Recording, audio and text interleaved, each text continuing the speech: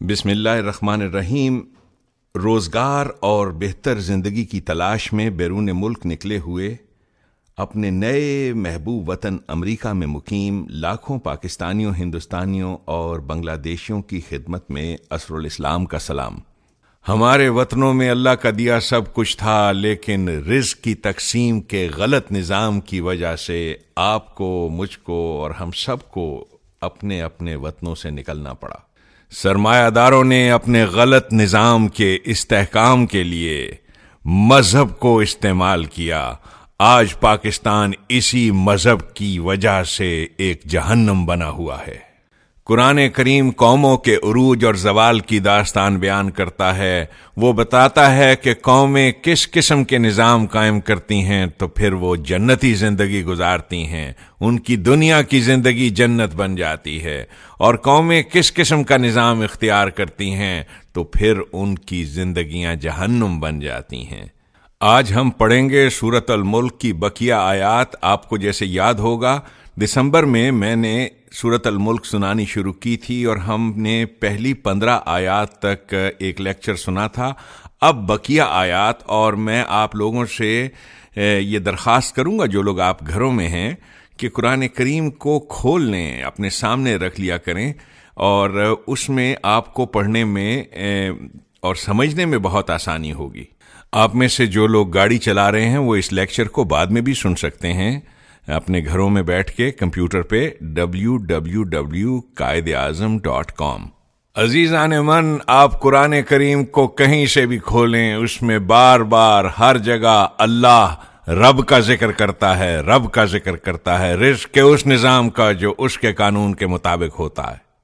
قرآن بار بار یہ بتاتا ہے کہ کس طریقے سے یہ سیلفش انسان، یہ شیطانی ذہن اپنے نظام گھڑتے ہیں، مذہب بناتے ہیں اور انسانوں کو تقدیر کے بہانے دیتے ہیں تاکہ غریب جو ہیں اپنے حق کے لیے کبھی نہ اٹھیں۔ قرآن نے تو 2 لفظوں میں بات کر دی تھی، الارض للہ، یہ زمین جو ہے بولو یہ تمہاری ہے یا اللہ کی ہے؟ تم کیسے اس کے مالک بن کے بیٹھے ہو؟ هو الذی جعل لکم الارض ذلولا فامشوا فی مناکبها وکلوا من رزقہ والیہ النشور۔ وہی تو ہے جس نے کر دیا ہے تمہاری خاطر زمین کو تمہارے تابع، سو چلو پھرو اس کی چھاتی پر، وکلوا من رزقہ، اور کھاؤ اللہ کا رزق۔ وہی خدا جو تمہارے دلوں کا حال جانتا ہے، اس خدا نے تمہاری نشو و نما کے لیے یہ بندوبست کر دیا ہے کہ رزق کے سرچشموں کو تمہارے تابع تسخیر بنا دیا ہے، ذلولاً تمہارے پیروں کے نیچے، فامشوا فی مناکبہا، تم رزق کے حصول کے لیے مختلف راستے تلاش کرو اور اس طرح اس کے عطا کردہ رزق کو اپنے استعمال میں لاؤ۔ اور اس کے بعد آگے 2 لفظ ہیں، وَإِلَيْهِ النُّشُورُ۔ یہ نشور کیا لفظ ہے؟ یہ وہی لفظ ہے جو آپ بول رہے ہو، ریڈیو سے خبریں نشر ہو رہی ہیں، نشر و اشاعت ہو رہی ہے۔ نشر کہتے ہیں کسی چیز کو پھیلا دینا، ڈسٹریبیوٹ کرنا۔ وہ کہہ رہا ہے یہ مت سمجھ لینا کہ تم ان رزق کے سرچشموں کے مالک بن گئے ہو، یہ مت سمجھ لینا کہ جس طرح جی چاہے ان رزق کے سرچشموں کو اپنے تصرف میں رکھ سکتے ہو۔ خبردار، یہ مت سمجھنا۔ وَإِلَيْهِ النُّشُورُ، جس طریقے سے اس نے حکم دیا ہے اس طریقے سے اس کو ڈسٹریبیوٹ کرنا ہے۔ ٹھیک ہے کہ اس میں تمہاری محنت ہے، تم نے اس کے اندر بیج لگایا، تم نے کاشتکاری کی، تم اپنی محنت کا حصہ اپنے پاس رکھو، لیکن ہماری محنت بھی تو دیکھو۔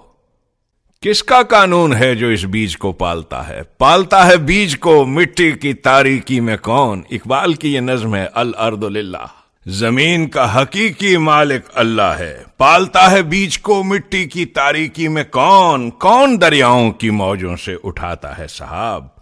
کون لایا کھینچ کر پچھم سے باد سازگار؟ خاک یہ کس کی ہے؟ کس کا ہے یہ نور آفتاب؟ بولو، یا سورج تمہارا ہے؟ یہ مٹی تمہاری ہے؟ خاک یہ کس کی ہے؟ کس کا ہے یہ نور آفتاب؟ کس نے بھر دی موتیوں سے خوشائے گندم کی جیب؟ موسموں کو کس نے سکھلائی ہے خوئے انقلاب؟ بتاؤ یہ کس کے قانون کے ساتھ ہوتا ہے؟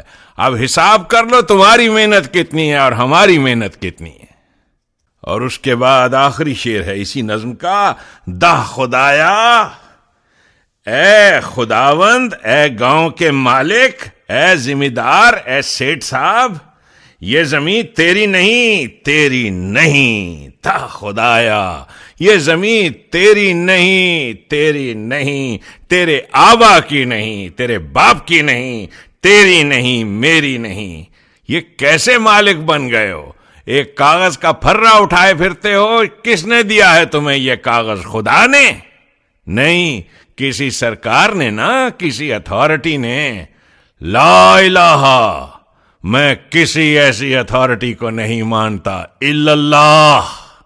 اب آپ کو سمجھ میں آئی کہ قرآن کیا رہا ہے؟ الیہ النشور۔ اور اب آپ ذرا ترجمہ دیکھیں جو ان سرمایہ داروں نے کیا ہے ان دو لفظوں کا، الیہ النشور۔ ترجمہ اس کا کیا کرتے ہیں؟ اسی کے حضور تمہیں لوٹ کے واپس جانا ہے، یعنی جب تم مر جاؤ گے تمہیں اسی کے پاس جانا ہے۔ واہ جی واہ، یہ کوئی نئی بات تھی جو اللہ نے بتانی تھی؟ اور کہاں جانا ہے؟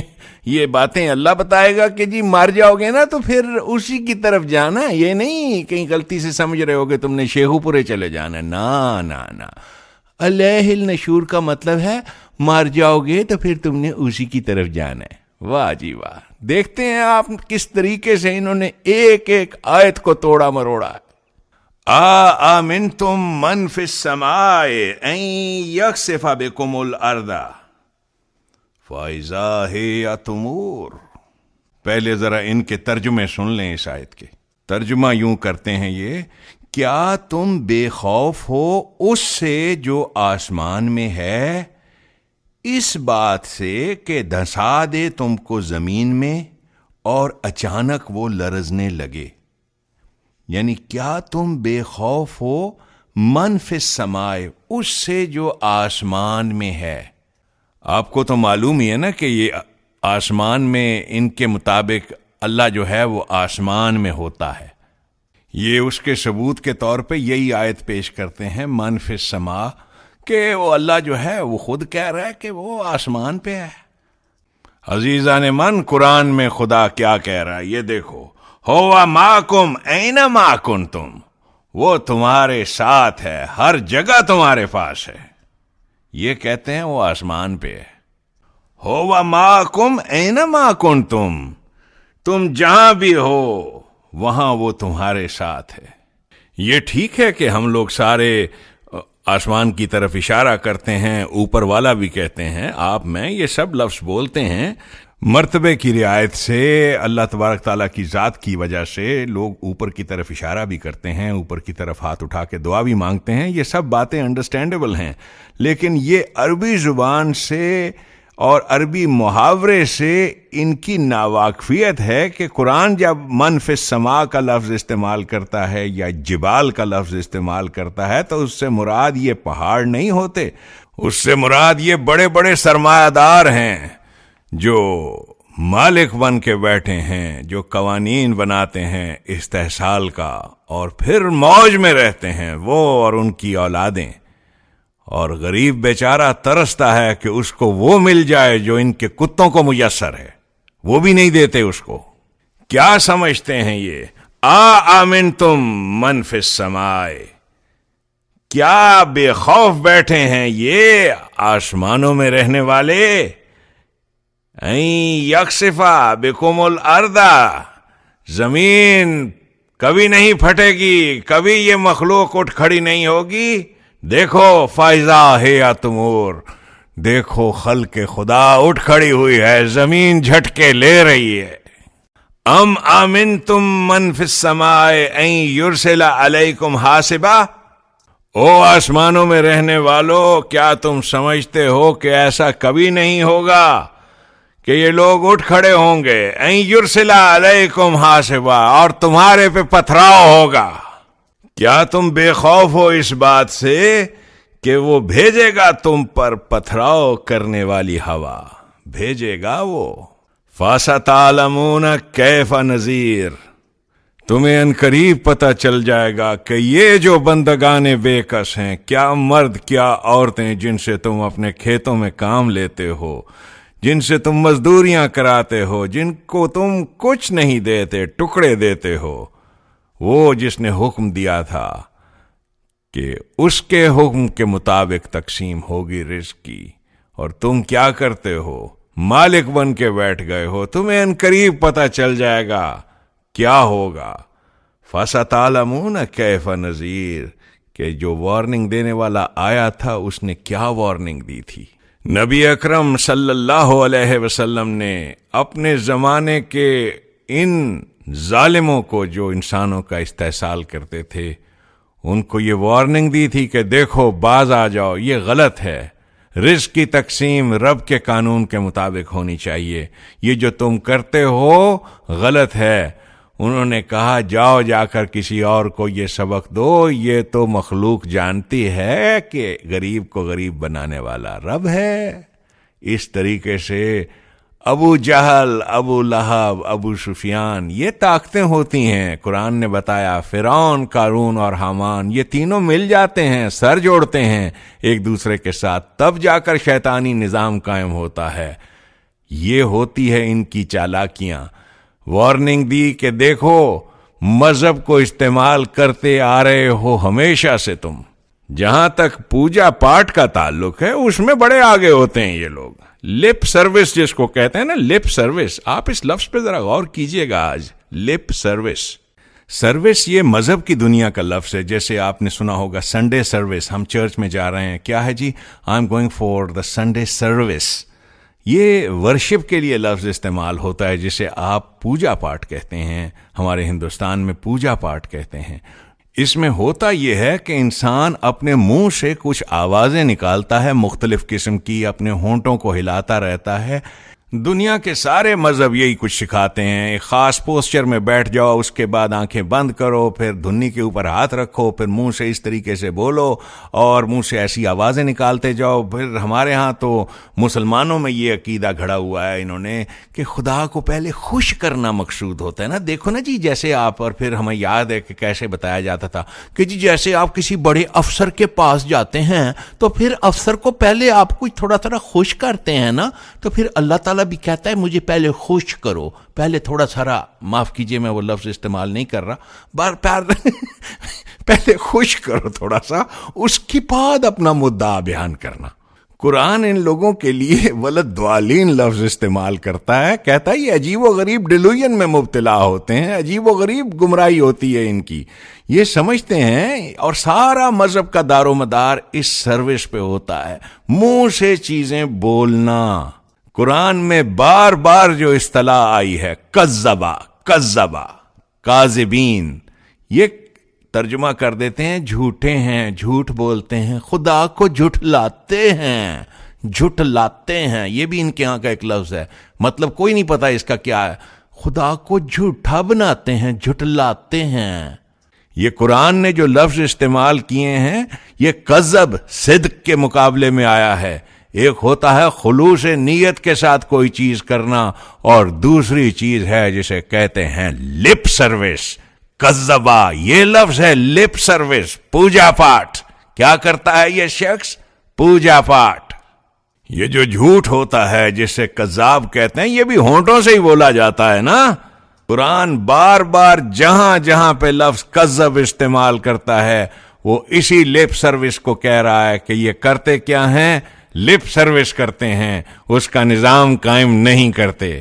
اگلی آیت ہے وَلَقَدْ كَذَّبَ الَّذِينَ مِن قَبْلِهِمْ فَكَيْفَ كَانَ نَكِيرٌ۔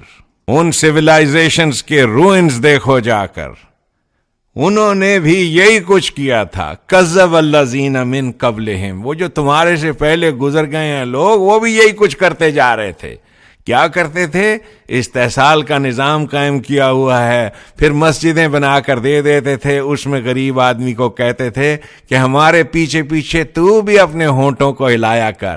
اور غریب آدمی کا کیا ہے بیچارے کو، جو اس کو بچپن میں اسلامیات میں پڑھا دیا کہ جی فرشتے قبر میں سب سے پہلے یہی پوچھنے آئیں گے کہ تو باقاعدہ دن میں 5 دفعہ لپ سروس کرتا تھا کہ نہیں کرتا تھا. شاباش، یہ پٹی پڑھا دی اس کو اور کہا یہ ہے اللہ کو خوش کرنے کا طریقہ. اور جب غریب پہ کوئی آفت گرتی ہے تو پھر یہ کہتے ہیں وہ اس لیے ہوا ہے کہ تو نے نا بس اللہ کو ذرا خوش نہیں کیا. اللہ کیسے خوش ہوتا ہے؟ اسلامک سینٹر کو چندہ دو، مسجد کے لیے آپ نے کر دیا کچھ، دیکھیں آپ نے جنت میں گھر بنا لیا. جی صاحب مبارک ہو مبارک ہو، اب آپ کو کچھ کرنے کی ضرورت ہی نہیں ہے. واہ جی واہ، کیا نیکی، کہاں پورے $100 سنے آپ نے دے دیے. واہ جی واہ، کیا بات ہے صاحب. یہ ہوتے ہیں ولد ضالین، گمراہ قوم، گمراہوں والے، گمراہیوں میں ڈوبے ہوئے انسان جو سمجھتے ہیں کہ خدا یہ مانگ رہا ہے.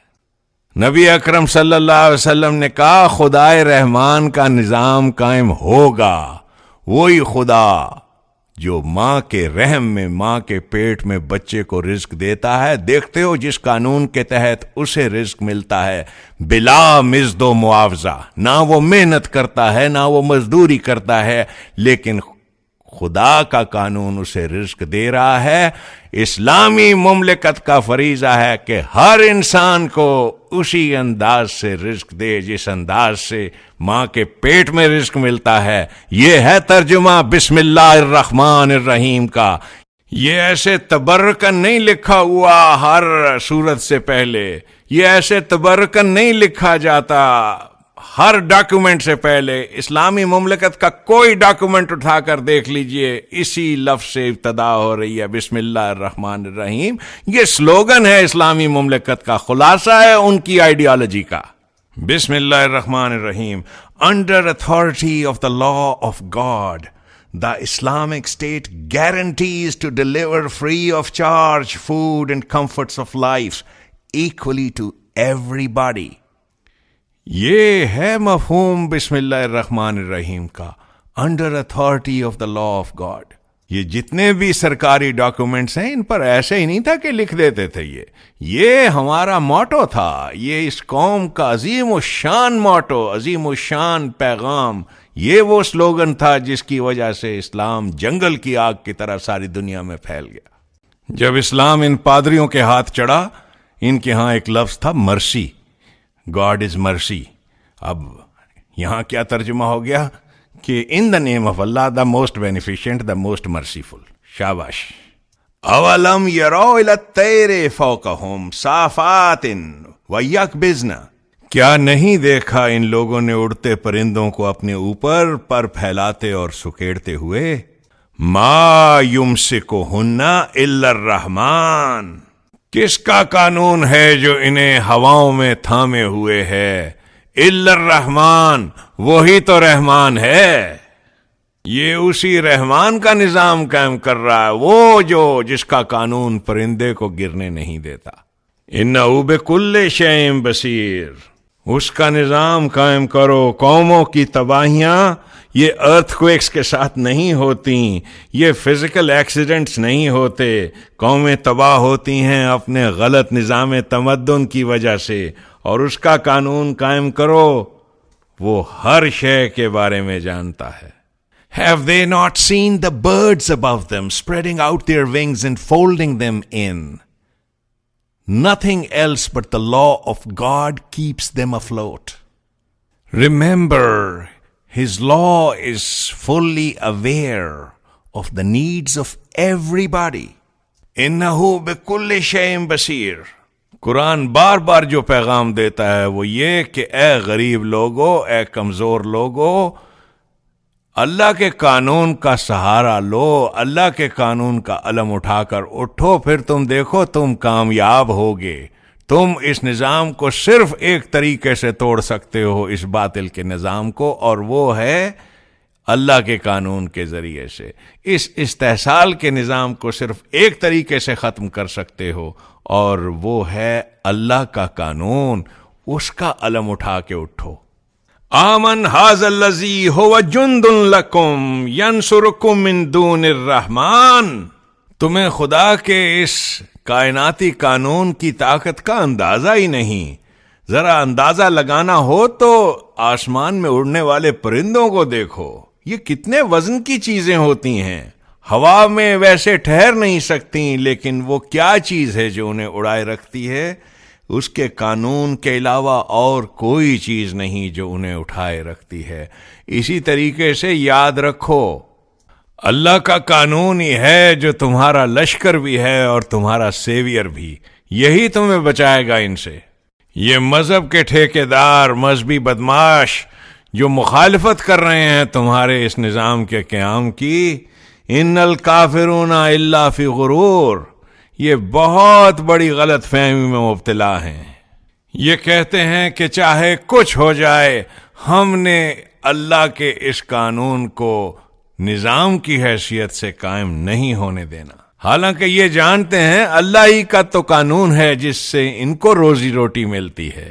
پوچھو ان سرمایہ داروں سے، آمن ھذا الذی یرزقکم ان امسک رزقا، کون ہے جو تمہیں روزی روٹی دے گا اگر اس کا قانون روک لے اپنے آپ کو رزق پیدا کرنے سے؟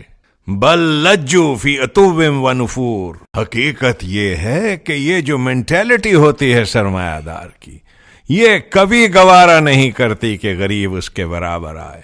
نفور، اندر نفرت سے بھرا ہوا ہوتا ہے یہ انسان، اوپر سے ظاہر یہی کرتے ہیں اور دل سے سمجھتے بھی یہی ہیں کہ جی دیکھیں نا ہم کیا کر سکتے ہیں، ہم تو ان کا بھلا ہی کر رہے ہیں۔ جتنی استحصالی قوتیں ہیں، ہمارے ہندوستان میں جب برطانیہ کی حکومت آئی وہ کہتے تھے کہ جی ہم تو بھلا ہی کر رہے ہیں اس ہندوستان کا۔ اور رابندر ناتھ ٹیگور کا ایک بڑا خوبصورت جملہ ہے، The bird thinks it is a favor to give the fish a little lift in the air۔ وہ پرندہ جو مچھلی کو پکڑ رہا ہے وہ اپنے دل میں یہی سمجھ رہا ہوتا ہے کہ بیچاری ڈوب رہی ہے، اس کو تھوڑا میں بچا ہی تو رہا ہوں اپنی چونچ سے پکڑ کے۔ کیا بات ہے رابندر ناتھ ٹیگور کی۔ بل لجو فی عتو و نفور، ان سرمایہ داروں کو یہ بات سمجھ میں نہیں آ سکتی۔ یہ لوگ انتہائی نفرت رکھتے ہیں اپنے دل میں غریب کے ساتھ۔ پوچھئے جا کے کبھی بیگم صاحبہ سے، وہ جو بیٹھی ہے کوٹھی میں، اس کو معلوم ہے کہ وہ سرونٹ کوارٹر میں جو رہتی ہے یا رہتا ہے اس کے باپ کا نام کیا ہے؟ کبھی جا کے اس نے کہا ہے کہ جی چاچے چراغ دین کا بھی ذرا بلا لو ادھر کھانے پر آ کے میرے ساتھ بیٹھ جائے؟ توبہ، وہ کہتی ہے اب آپ یہ نہ کہیں کہ اب ہم ان کو اپنے ساتھ بٹھا لیں، ہم اپنے ساتھ بٹھا لیں۔ ویسے یہ نہ سمجھیں کہ ہم اس طرح کے لوگ ہیں۔ ادی ٹرسٹ کو ہم پتہ کتنے پیسے بھیجتے ہیں، آپ کو کچھ اندازہ ہے؟ آپ کو باتیں بہت آتی ہیں، ہم ادی ٹرسٹ کو پیسے بھیجتے ہیں۔ جتنے مرضی ٹرسٹوں کو پیسے بھیج لو میرے بھائیوں، جب تک اللہ کا نظام قائم نہیں ہوگا اس غریب کی حالت نہیں بدلے گی۔ اللہ کا نظام قائم ہوتا ہے ان لوگوں سے جو کھڑے ہو کے کہتے ہیں اشہد ان لا الہ الا اللہ، میری زندگی شہادت ہے، گواہی ہے اس بات کی کہ میں اللہ کے سوا اور کسی کی حاکمیت کو تسلیم نہیں کرتا۔ کتنے ہیں لوگ جو یوں کھڑے ہو کے کہیں، یہ ہوتی ہے گواہی، اپنی زندگی کو گواہی بنا کے پیش کرنا۔ یہ وہ لوگ ہوتے ہیں جو اس نظام کو قائم کرتے ہیں۔ اس نظام کے قیام کی مخالفت نبی اکرم صلی اللہ علیہ وسلم کے عہد میں شدت کے ساتھ جو ہوئی تو کس کی طرف سے ہوئی؟ اسی سرمایہ دار طبقے کی وجہ سے۔ وہ کہتے تھے یہ کیا نعرہ ہے، بند کرو اس کو، بند کرو اس بات کو، یہ کیا باتیں کر رہے ہو، لیس للانسان الا ما سعی، بند کرو اس نعرے کو۔ اور یہ آواز صرف ایک طریقے سے بند ہو سکتی تھی، وہ جانتے تھے۔ وہ طریقہ یہ ہے کہ عوام مذہب کے بارے میں بڑے سینسٹیو ہوتے ہیں، چنانچہ کہو کہ یہ تمہارے خداؤں کو نہیں مانتا، پھر دیکھو اس پروپیگنڈے کے ساتھ کوئی اس کی بات نہیں سنے گا، بس کہو کہ یہ تمہارے خداؤں کو نہیں مانتا۔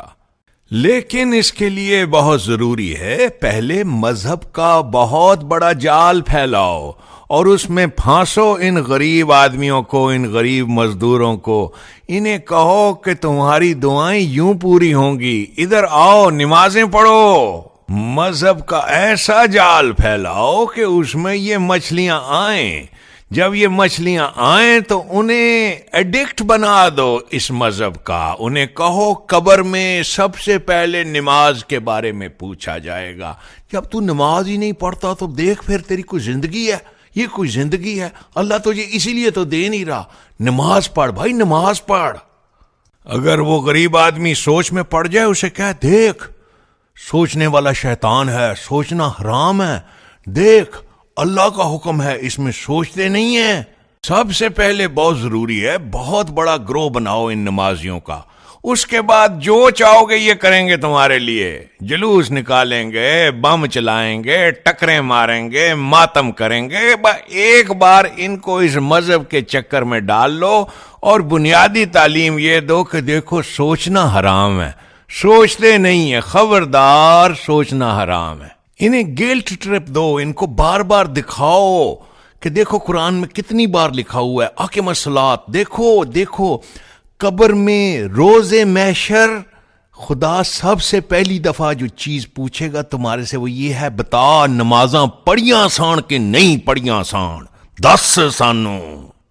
اسے بتاؤ کہ دیکھو جی نماز تو ایسی چیز ہے بیماری میں بھی چھوڑ نہیں سکتے، سفر میں بھی چھوڑ نہیں سکتے، دیکھو قرآن میں کیا لکھا ہوا ہے، پڑھو اس کو، اور دیکھو تمہاری زندگیاں تباہ اس لیے ہو رہی ہیں تم نمازیں نہیں پڑھتے، نماز پڑھو اور جمعے کے جمعے آیا بھی کرو۔ اس پہ وہ بیچارہ کہتا ہے ہاں جی میں مان لیا، اللہ کا حکم تو ہے، بس کیا کریں، بس ذرا طبیعت میں ذرا سستی رہتی ہے، بس کیا کریں، معاف کیجیے۔ پھر ایک نازک موقع پہ جا کر یہ مذہب کے مگر ماچھ اسے پکڑ لیتے ہیں اور کہتے ہیں نہیں آج تو آپ کو چلنا ہی ہوگا، آج بس ایک بار آ جائیں، ایک بار سن لیں، ایک بار یہ بات سنیں، آپ کے دل کو سکون آئے گا، سکون آئے گا۔ سرمایہ دار جانتا ہے کہ ایک بار اسے اس سر کو جھکا دو، اس کے بعد اس کے سر کے اوپر اپنا بوٹ رکھو، یہ کبھی نہیں اٹھائے گا۔ یہ میں تمہید اس لیے باندھ رہا ہوں کہ جو اگلی آیت آ رہی ہے وہ صاف بتا رہی ہے کہ نمازیں کون پڑھتا تھا۔ یہ باتیں اس لیے بتانا ضروری ہیں کہ اس بد نصیب قوم سے پہلے اسپین گیا، اس کے بعد ان کے ہاتھ سے ہندوستان گیا، اس کے بعد ساری دنیا میں ذلت اور خواری ان کو مل رہی ہے، اور اقبال نے کہا یہ ناداں گر گئے سجدوں میں جب وقت قیام آیا، ان کو پتہ ہی نہیں حاکم الصلاۃ کا مطلب کیا تھا۔ آج ان نمازوں کی وجہ سے پاکستان جہنم بن گیا ہے، اور ہمیں ضرورت اس بات کی ہے کہ کھل کے بات کریں۔ اقبال تو شاعری میں باتیں کرتا تھا، میں دو ٹوک سنانا چاہتا ہوں ان باتوں کو۔ رب کا نظام، رزق کی تقسیم رب کے قانون کے مطابق، یہ نظام اس قوم کا ایک مشن ہے، اور قرآن بار بار کہتا ہے اٹھو اور اس نظام کو قائم کرو، اقیم الصلاۃ۔ یہ ایک سسٹم آف گورنمنٹ کے قیام کا ذکر ہے جو بار بار قرآن کر رہا ہے، اور یہ بات کس قدر کامن سینس کی ہے۔ نبی اکرم جس چیز کو یہ بار بار قرآن کامن سینس کہتا ہے، صراط مستقیم، وہ بار بار لوگوں کو کہتے تھے کہ یہ دیکھو یہ ابو جہل اور یہ جو اس کا مذہب ہے یہ صراط مستقیم نہیں ہے، یہ بھول بھلیاں ہیں، یہ ڈیلوژنل بلیفز ہیں، یہ تمہیں عقیدے دیتا ہے کہ یہ کرو تو اس سے یہ خوش ہوتا ہے فلاں والا خدا، اور یہ کرو تو فلاں والا خدا خوش ہوتا ہے۔ وہی جو عقیدے آج آپ کے ہاں بھی دیے جا رہے ہیں پچھلے کتنے 100 سال سے، کہ جی وتر کی جو ہے نا 3 رکعتیں ہوتی ہیں، اس سے پہلے 2 نفل ہوتے ہیں، اس کے بعد 2 نفل۔ ویسے میں جو ہوں نا وتر کے نفل تہجد کے وقت اٹھ کے پڑھتا ہوں۔ اب دیکھیں یہ اٹھ کے پڑھنے والے اور یہ اگلی جو ڈسکرپشن ہے جو آیت میں اب آپ کو سنانے والا ہوں، افمن یمشی مکبن علی وجہہ اہدی امن یمشی سویا علی صراط مستقیم۔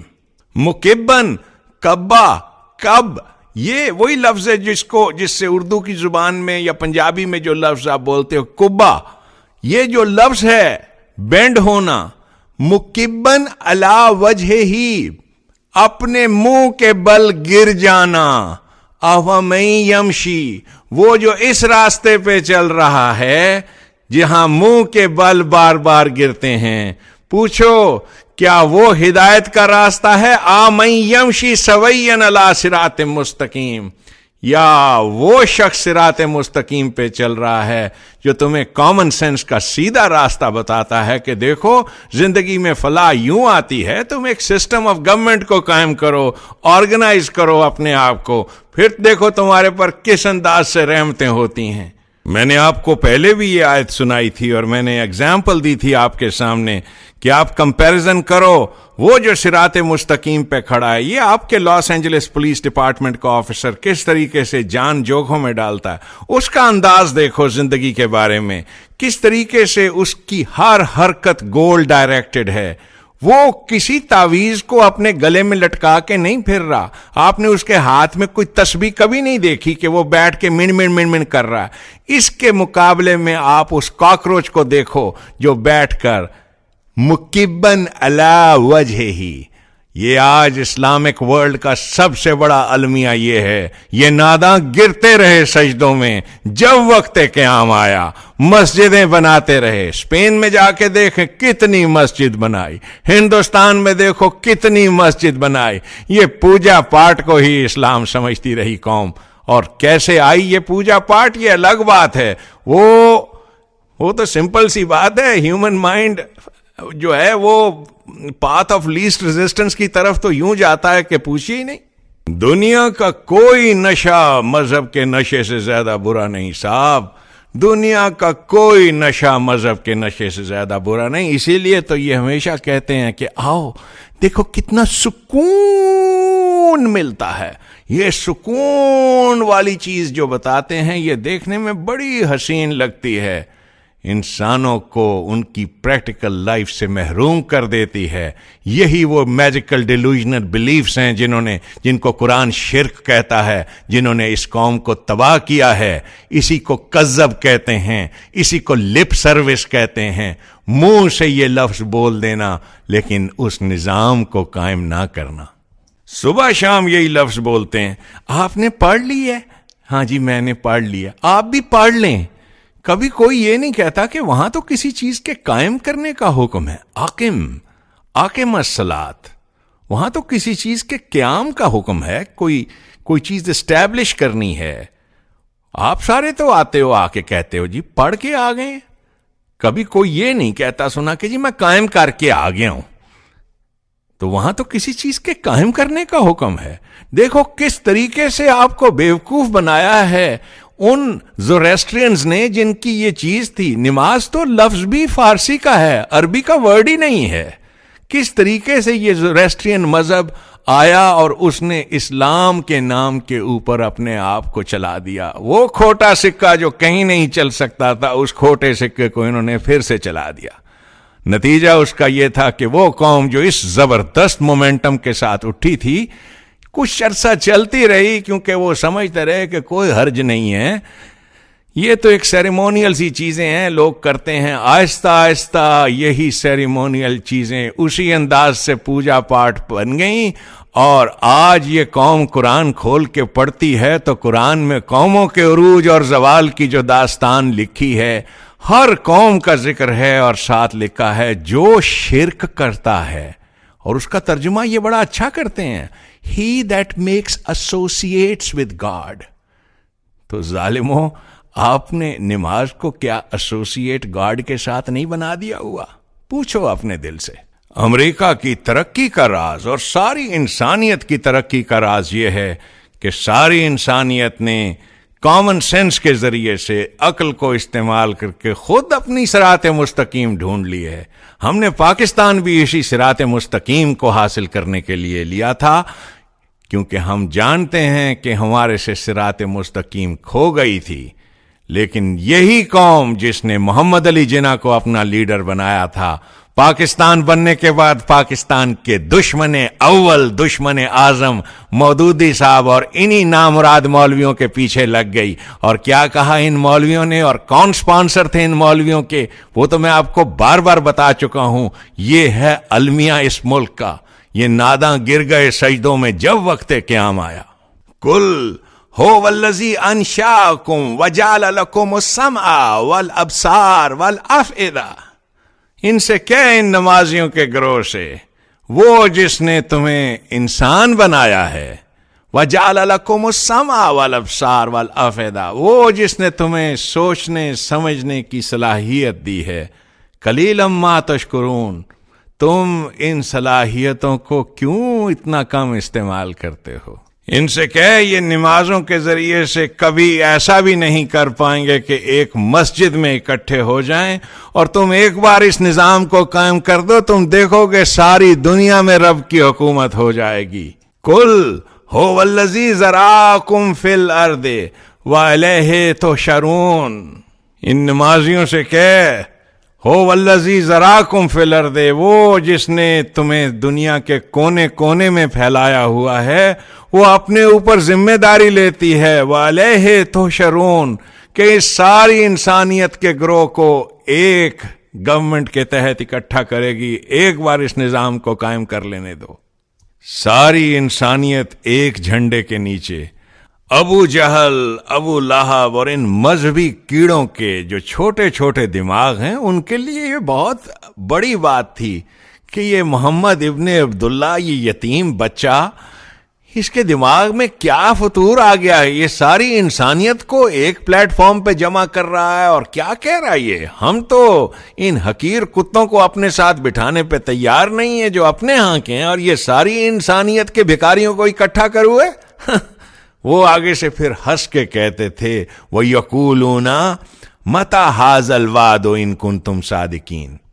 وہ کہتے تھے کہ اچھا اگر تو سچا ہے تو بتا پھر یہ نظام کب قائم ہوگا، یہ جو خدا کی پرومس ہے کہ سارے انسان اکٹھے ہو کے ایک گورنمنٹ بنائیں گے، ون ورلڈ گورنمنٹ ہوگی، یہ کب ہوگا؟ قُلْ إِنَّمَا الْعِلْمُ عِندَ اللَّهِ وَإِنَّمَا أَنَا نَذِيرٌ مُبِينٌ.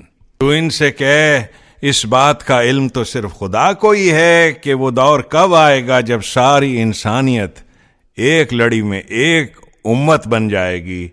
میں تو صرف اتنا بتا دینا چاہتا ہوں کہ یہ راستہ جس پر تم چل رہے ہو، میں تمہیں خبردار کرنا چاہتا ہوں، یہ سوائے تباہیوں اور بربادیوں کے اور کہیں نہیں لے کے جاتا. یہ مذہب کا راستہ سوائے تباہی اور بربادی کے اور کہیں لے کر نہیں جاتا. میں تو صرف تمہیں اس کے بارے میں خبردار کر سکتا ہوں. میں تو صرف تمہیں خبردار کر سکتا ہوں کہ یہ جو مذہب کا راستہ ہے یہ سوائے تباہی اور بربادی کے جہنم کے اور کسی سمت نہیں لے کے جاتا. اور اگلی آیت یوں شروع ہوتی ہے فلما، پھر کیا ہوا، چنانچہ پھر کیا ہوا، چنانچہ پھر کیا ہوا، اسلامی مملکت قائم ہو گئی. یہ فلما جہاں جہاں پہ بھی قرآن میں آیا ہے اس کے معنی ہے ایک ٹائم لیپس کا ذکر ہے کہ ایونچولی پھر اس کے بعد کیا ہوا. فلما، اسلامی مملکت قائم ہو گئی اور اسلام کے یہ جو دشمن تھے ان کے دل جلے، ان کے منہ کالے ہو گئے. یہ لفظ سے آگے آیت کے معنی بتانے سے پہلے میں یہی جان ہاپکنز ڈینیسن، اس کی کتاب میری میز پہ پڑی ہوئی ہے، میرا جی نہیں چاہتا آگے بڑھوں اس کو سنائے بغیر. اس میں کیا ذکر ہے؟ وہ لکھتا ہے Mohammedanism performed the incredible feat of gathering up the broken fragments of a disintegrating world and of combining them into a civilization that endured for 1,000 years. It did this by means of a new type of unification which the genius of Muhammad had created. ذرا الفاظ پہ غور کریں، میں جلدی میں پڑھ گیا ہوں. Mohammedanism performed the incredible feat of gathering up the broken fragments of a disintegrating world and of combining them into a civilization that endured for 1,000 years. It did this by means of a new type of unification which the genius of Muhammad had created. یہ وہی ڈینیسن ہے جس کی کتاب کو کوٹ کیا ہے doctor محمد اقبال نے اپنے لیکچرز میں. 1904 میں یہ کتاب چھپی ہے. اسی کتاب میں وہ ابو بکر کا صدیق رضی اللہ تعالیٰ عنہ کا ذکر کرتے ہوئے کہتا ہے we have already noted the unexampled growth of Islam during his rule. In those brief 20 years, the Muslims conquered 36,000 cities, towns and castles.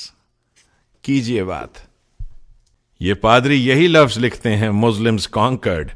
یہ نہیں مسلمز نے دل کانکر کر لیے تھے، اس لیے کہ رب کا نظام جو تھا اس میں اتنی کشش تھی، دنیا بھاگی آتی تھی اس کی طرف. فلما، اس کے بعد اسلامی مملکت قائم ہوئی. یہ ہے جسے کہتے ہیں جال حق. حق کہتے کس کو ہیں؟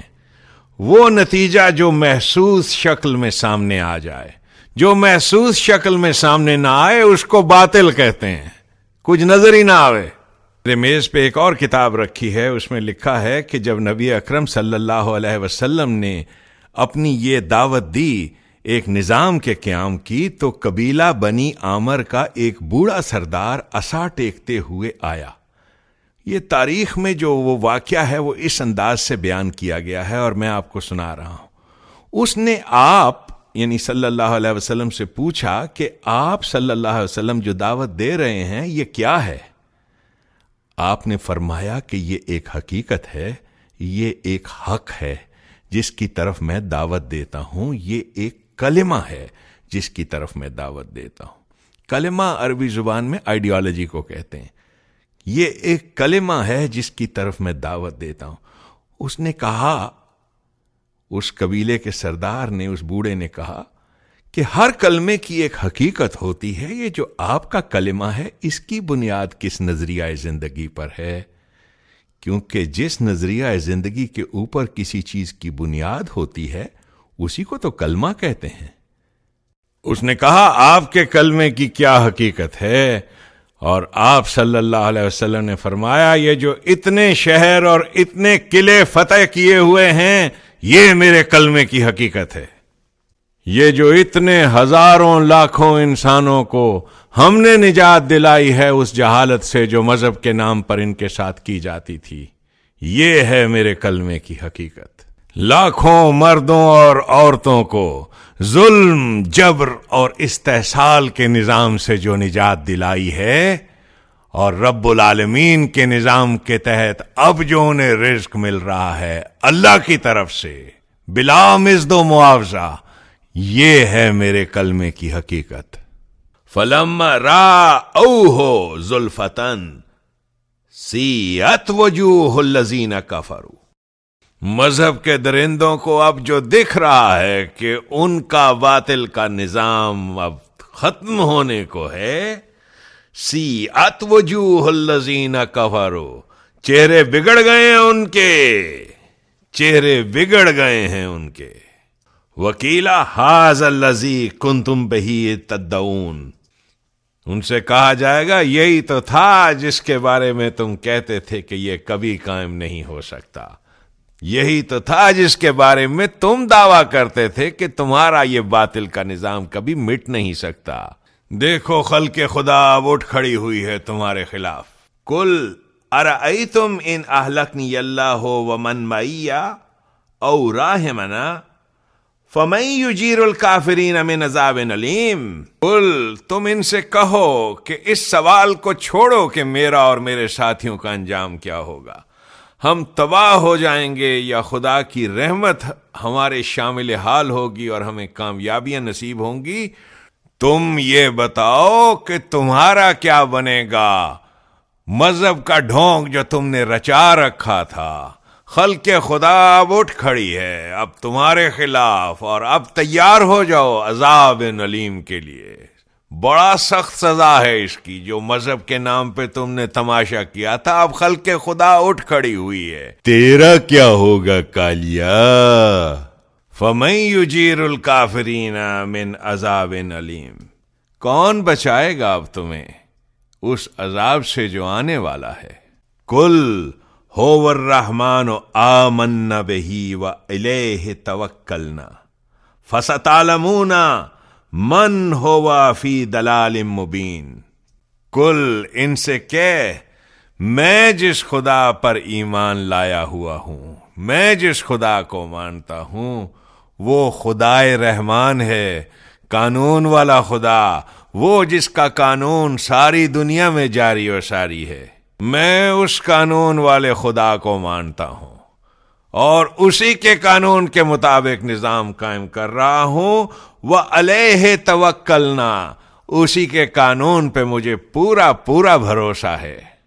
فَسَتَعْلَمُونَ مَنْ هُوَ فِي دَلَالٍ مُبِينٍ ان قریب تمہیں خلق خدا بتائے گی کہ وہ کون تھے جنہوں نے اس مخلوق خدا کو گمراہیوں میں مبتلا کیا ہوا تھا، وہ کون تھے جو انہیں اللہ کے نام پر بے وقوف بناتے رہے۔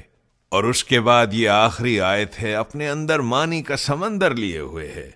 قُلْ أَرَأَيْتُمْ إِنْ أَصْبَحَ مَاؤُكُمْ غَوْرًا فَمَنْ يَأْتِكُمْ بِمَاءٍ مُّعِينٍ کل انہیں کہہ کہ بات تو یہیں سے چلی تھی نا کہ رزق کے جو سرچشمے ہیں وہ تمام انسانوں کی نشو و نما کے لیے عطا کیے ہیں، انہیں اپنی ذاتی ملکیت نہیں سمجھنا۔ اس سلسلے میں وہ کہہ رہا ہے کہ ایک بار اور ان کو سمجھا دے۔ اس وقت تو یہی ہو رہا ہے کہ خدا کے قانون کائنات کے مطابق پانی زمین کے اندر جاتا ہے اور پھر ابل کر چشموں کی صورت میں اوپر کی طرف نکلتا ہے۔ اگر اس کا قانون یہ ہو جائے کہ پانی اوپر کی طرف آنے کی بجائے زمین میں ہی نیچے چلا جائے تو بتاؤ یہ آب رواں جس پر تمہاری زندگی کا دار و مدار ہے تمہیں کون دے سکے گا؟ جب پانی تمہیں اس کے قانون سے ملتا ہے تو تم کون ہوتے ہو رزق کے سرچشموں کے مالک بن بیٹھنے والے؟ کون ہوتے ہو جو اللہ کے بندوں تک اس کا رزق پہنچنے نہیں دیتے؟ عزیزان من، انسانیت آج اس نظام کی تلاش میں ہے اور یہ نظام قرآن کریم کے اندر موجود ہے۔ پاکستان کو اللہ تعالیٰ یہ نصیب کرے کہ پاکستان میں یہ نظام ہم قائم کر سکیں۔ یہ نظام ایک بار قائم ہو گیا تو پھر دیکھو آپ، یہ جہاں چیز ہے کیا لوح و قلم تیرے ہیں۔ ربنا تقبل منا انک انت السمیع العلیم۔